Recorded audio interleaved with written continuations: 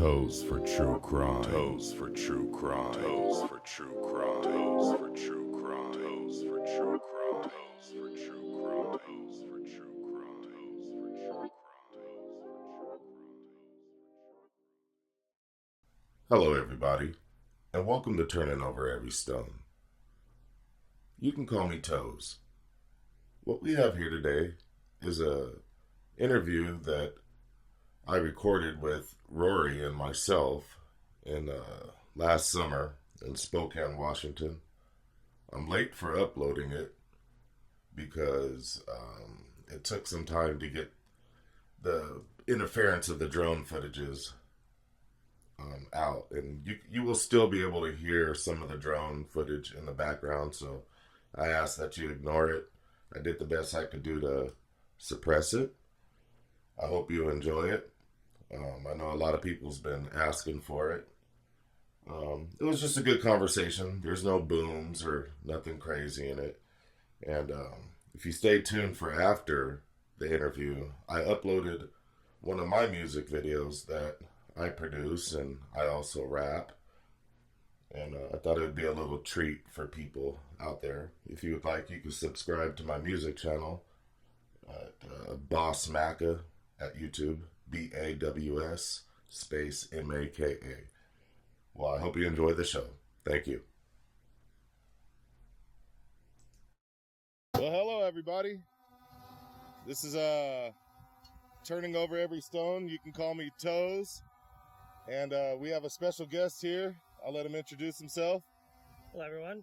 I'm Rory from Thou Shalt Not Kill True Crime. Very happy to be here. Thank you for the invitation from Mr. T.O.E.S. We had a bit of a live on my channel, and it went very, very well. And I expect this to go very, very well too. Yeah. All right. So we had some good conversations. This is just pretty much a summary from the live chat and just our basic conversation. Is there anything that's on your mind that, like, based in between our conversations, anything that you would like to talk about? Actually, it's kind of like just want to talk about first of all, I just want to make sure that the kids don't get forgotten in this, and I kind of feel like that's what's happening. And I don't want this trial to turn into a battle of the experts and he said, she said, and it turns into egos. So I really just want to reiterate, people like me and T.O.E.S, we just want the truth. That's all we want. This is why we do this. We don't do it for money. We don't do it for clout or anything like that. We want the truth. Right. I don't care if it's Brian Koberger anymore. I don't care who it is. We just need to know what happened, how it happened, and why it happened. Yeah. We just want justice for the victims. You know, I really still just trying to get comfortable showing my face. You know, I don't want any fame or notoriety or anything from this. I just want justice for those victims, justice for that town. Yep. Justice for everybody that's even lost sleep. And absolutely. You know, there's been times where I've been driving and I'm supposed to be focusing on driving, and this case is just going through my mind. Bro, and I'm at work and I'll just totally forget to do something because I'm wrapped up in the case. And yeah. You know how many times I've had to tell my boss, sorry, man, I'm just sorry, like so many times. and why is that? What is it that has so many people just lost? And, you know, what do you think it is? It's a really good question. Well, like you and I discussed, I think it's the gravity of the crimes, how the crimes occurred, why they occurred. There's no information, the way it's being handled. Everything is just wrong. Like, so him and I both, we're from the area, we know the area, so it's a little more personal for us. But it just racks my brain because, you know what? I gotta be honest. I'm a spiritual person, and my spirit and my soul tell me there's something really wrong, and I just can't get past that, man. Yeah. I just can't get my heart and my mind. It's not right. Yeah. And I think agree. that's what keeps me up, and that's what keeps me going on this case, because there's something absolutely wrong with this case. In my opinion, it's just the way I feel. What do they say across the pond? There's definitely something rotten in Denmark. There you go. And I agree. From the minute that I've watched this, it didn't sit right in my soul. Mm-hmm. Discernment tells me different than what is being fed to us. Absolutely. And I'm glad that I was born with common sense, and I'm able to decipher what is correct and what isn't. Absolutely. And even the experts have been coming out, and Payne coming out, and Thompson coming out, telling us a completely different narrative. And Exactly. I mean, here's the problem. It's just like, I can't ever get on board with this case because you keep changing the information. What am I supposed to do here? First, you tell me that the kids were targets, and then the house is a target. And then you Right. tell me there's suspect vehicle 1. And then you tell me that there's occupants in the car. And then you Right. keep changing it. I've never heard of a case that just so conveniently can change what's called facts. If I call it the PCA Swiss cheese PCA because that's what it is. It's so full of holes. yeah, It's so full of holes, it's not even funny. And then we find out Brett Payne pretty much copies and pastes it from notes from the FBI. So what am I supposed to do here? Your lead investigator didn't even write his own PCA, and then he doesn't even have all the videos that the PCA is claiming that they have. I don't know what to do here, man. they need to release that guy. Like we talked about earlier in my life, I believe his Sixth Amendment rights are being violated because it's obvious that he's not going to get a fair trial there. The trial needs to be moved. Yeah. And, I mean, what do you think about this? Okay, so you know the survey, right, that they had out there? Yeah, So did you hear that somebody called the police because they were too miffed by that little survey? I heard that. Yeah. No, that actually happened. So to me, that tells me that town is not capable of having an unbiased ability to be a jury or to listen to the trial without getting emotionally involved, which I completely understand. Listen, I don't even live in that town. If you pick me to be in that jury, I wouldn't be able to. I don't think I'd be able to be unbiased. Yeah, with all the information that. And we to be know. honest with you, I was Yeah. appalled when I heard Bill Thompson say where he was expressing his concern about the school students. Yes, It's like, I get it, but I don't. This is a man's life on the line here. absolutely. What those school kids are going through has nothing to do with this trial. Mhm. And if that just more or less proves that this town is not capable No, right, of course. handling a crime of this magnitude, Right, of a course. trial of this magnitude, Yeah. and it's more reason for them to move it out of Moscow. Well, this is why Steve Gonzalez went and hired a private investigator for himself, because what did he say right off the bat? These guys are not qualified to handle this case. Right off the bat, he knew that already because, I mean, I've never heard of this. Have you heard of this? Like, and this is in a Court TV episode where Steve Gonzalez is driving around in Kaylee's car. It was like her birthday, and they were talking about everything that happened. You know how they found out that Kaylee was deceased? Wasn't it via text message or No, so they show up to his door, knock on it, they open it. They're like, yeah, hey, got some bad news for you. Your daughter's been found deceased. Here's our card. We'll give you a call. That's it. And what county was that? So they live in Kootenai County. I Okay. believe. Yeah. So they drove up from Latah County to go give him a business card and say, yeah, we'll give you a call. Nothing Wow. after that, dude. Nothing. I couldn't imagine ever hearing. The prosecution has not talked or give any information to Mr. Gonzalez, the Gonzalez family, any of the families. Right. They're in the dark. Yeah. They are completely in the dark, and I've just never heard of that. And Yeah. There's got to be a reason for that. It's not okay. Yeah. There's just so much secrecy. The gag order. Mhm. So many coincidences. You know, the fact that Kara Kanoto Mhm. and her run in with the law. Yep. Ann Taylor was going to be her lawyer too. Yeah, I saw on someone's channel the other day where they said that she was arrested on August 21st, that same date that That's a Brian trip. Koberger. That's a trip. Yeah. Hmm. And then Madison Mogan's parents and Yep. and all them being represented by Ann Taylor. It's like, how small of a world is it? It's a very small world out Um, there. Yeah. You know, and these are all logical questions that we all should be asking. Absolutely. You know, So my main problem is that I don't know. I don't know what your views are in the mainstream media as well. I'm sure you're not a big fan of it as well, but no, I'm not. all right. Good. So my main problem with the mainstream media is I've said this numerous times, they have a narrative, okay? And if you don't fit their narrative, they blame you. Yeah. Well, there's something wrong with you. Why would you ever defend this guy?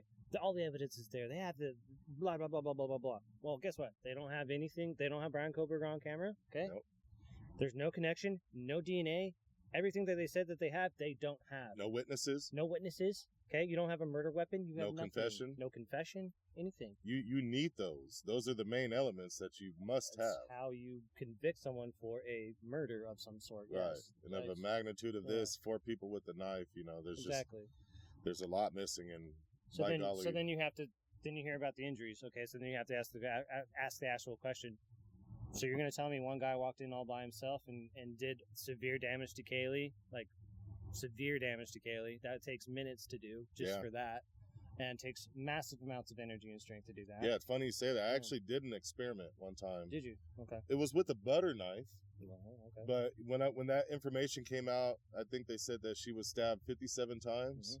You know, sort of like with the air guitar, but I did some air stabbing. Yeah. And it took me about a minute and a half, if I remember correctly. And you also have to account that there was no resistance with the experiment that I was doing. Exactly. And my arm was exhausted. Yeah. And I was, you know, exhausted. And it just, the time frame that they're giving us, it couldn't have happened. Ow. Yeah. Physically. Ow. Yeah. And then the fact that they said that Xana as well has defensive wounds, it just... Apparently her fingers were almost severed off. Yeah. From what we're hearing. Don't know. Allegedly. Allegedly. So then you have to think, okay, so that's 2 different altercations with 2 different people within a span of 8 to 9 minutes. How? No blood, no eyelashes, no DNA, no sweat, no nothing. Yeah. The way unheard of. The way I see it, I feel like minimally it would have had to have been 3 people. Minimally, yeah. And that's to be able each to be able to control each floor. I'm even thinking that there would have had to been like a fire weapon. Like a gun. Yeah. Excuse me, firearm. It's been a long day, you guys. It's all good, man. I believe, in my opinion, there could have been a firearm involved. Absolutely. Because people are less prone to defend themselves when they have a gun pointed at them compared to a knife. Yeah, you're going to freeze. Yeah, you're going to be like, you don't... you got me. But a knife, you're going to think like, you know what? I can hit you. I'll kick it out of your hand. I'll be able to, you know, maybe I'll even take a stab and then beat you and then run out of the house. But yeah, jump out this window. Dude, whatever, something. Whatever. Like, you know, and there was none of that. You know, each of the rooms had windows. Yep. That were right next to the beds.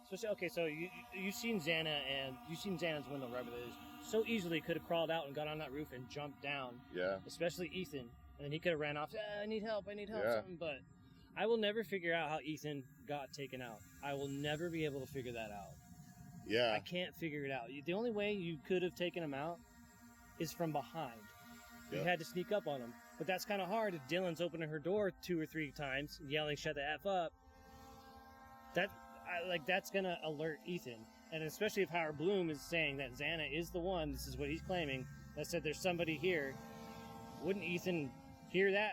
Like, look, you and I have had girlfriends and stuff like that. Yeah. If the girlfriend's worried, we're gonna go check it out. Oh, big time. Big time. That's our job. That's what we do. With a long stick in my hand too. It's whatever you got, you're gonna bring something to mess somebody up. But that didn't happen. No, it's a mystery. It's absolutely it almost like how you said they would have had to have him from behind, and maybe even with the promise that they weren't going to hurt him. Something like, hey, if you tell us this or if you give us that, you know, we're not going to hurt you, and we'll get you out of here. Yeah. But it just, in my opinion, one person couldn't have did this by themselves in a matter of 6 to 8 minutes of time. No, I agree, and it's just not possible. I mean, look, when we eventually get to court, and then they're gonna have to, you know, the defense is gonna lay out the layout of the house and all that, like the walkthrough and everything. It's gonna be blatantly obvious that Kohberger couldn't have done it.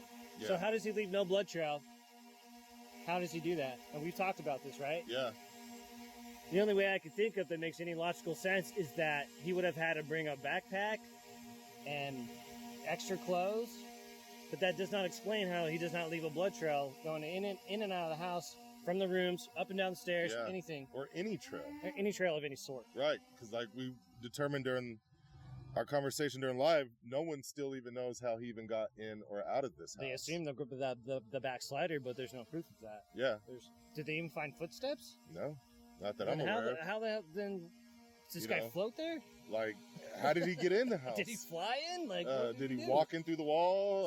Did he parkour up the side of the house? Like, what? Like, well, if he parkoured, that's somebody else. Yeah, that's a segue for another video. Yeah, exactly. Well, Rory, I think we've been beating up the cameras enough today, and all right, man. I think it's Bud Light time somewhere. I agree. I think it is Bud Light time. Another time, Bud Light time. Yeah. I don't like Bud Light after that whole Dylan Mulvaney crap, but. Oh yeah, gosh. But man, it's been a pleasure. Yeah, man. You're an awesome person. Thanks, man. You're a good soul. I can tell you are. I appreciate it, man. Thank you. I really do. We're gonna do this again, you guys. Oh, absolutely. All right. Well, we're signing off. This is T.O.E.S from Turning Over Every Stone. And our wonderful guest, Rory from Thou Shalt Not Kill, Thank you for True Crime Podcast. Thank you for having me, man. Yeah, thank you more. Absolutely. Signing off, everybody. All right, guys. We'll see you. All right. Rock on, brother. Alleyway Productions.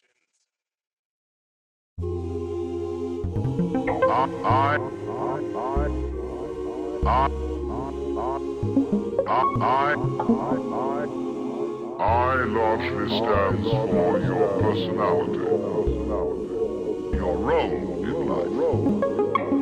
Now the very word person, as you probably know, comes from the Latin persona. the word originally used for the mask worn by actors in Greco-Roman drama, that through which sound comes because the mask had a megaphonic mouth to carry the voice in entire theaters. So when you speak of being a real person, It really means being a genuine fake.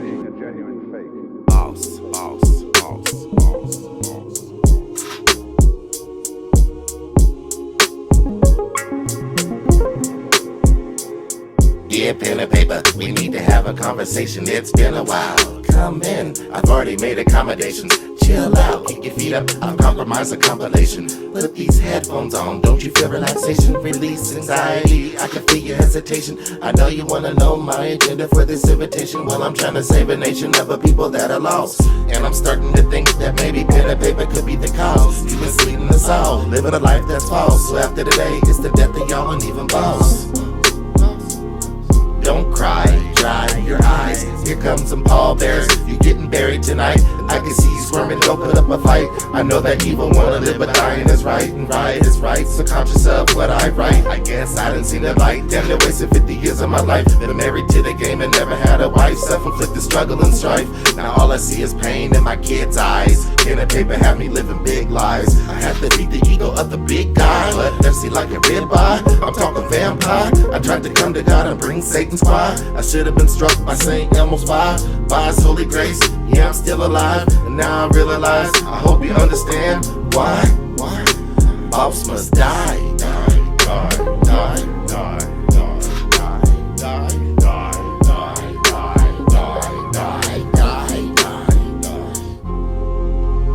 and if you wanna find me, I'll be in Tibet, at the highest mountaintop, the north face of it. And if you can find the entrance to the cave, walk in, bring fire with you. Light will not work. Now look for the giant boulder at the end of the path. If you have enough strength, move it aside. Come a little further. There you will notice the stone submerged underwater. You must get in. Ignore the frigidness and swim to me. Underneath that stone, you will find a pile of rocks. Beneath the